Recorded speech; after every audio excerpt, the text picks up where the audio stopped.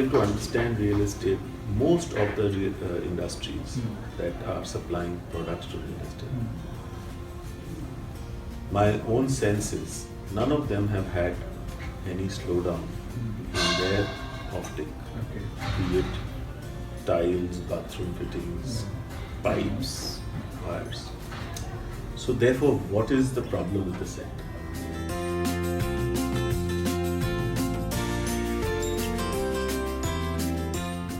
First of all, it's a very major fixation on 2-3 big urban conglomerations.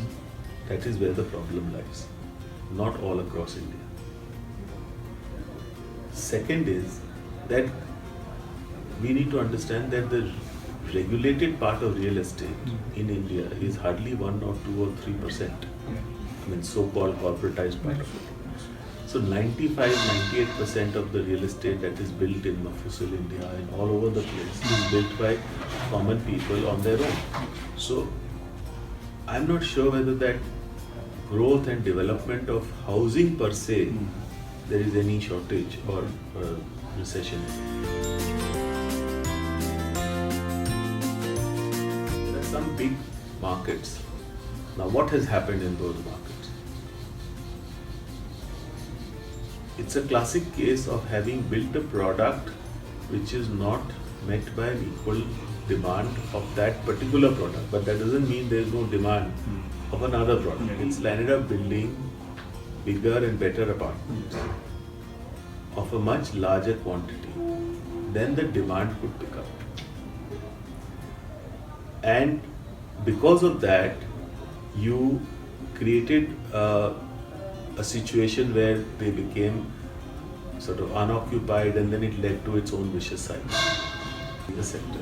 The other area, which was an aberration earlier which has got corrected, is in that 2005 to 2007. Almost any and everybody who had any money became an investor in this business.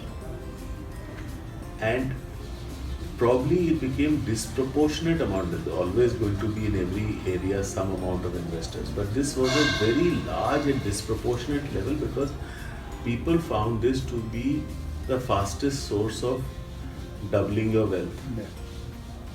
Now, thousands and thousands of people, probably millions of people bought those houses, but there were not millions of people sitting outside to buy them. Because the growth in the economy is happening at 7-8%. If you bring in a supply which is 200% more, how do you expect the country to afford it? So the stress has been caused by some of the events that have happened, and today they are unravelling.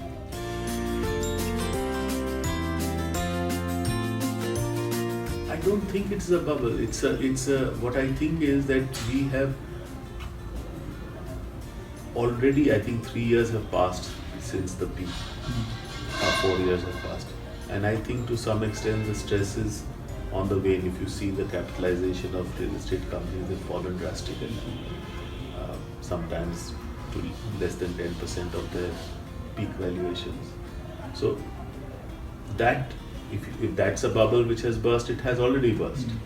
If unsold stock is lying, that's already lying.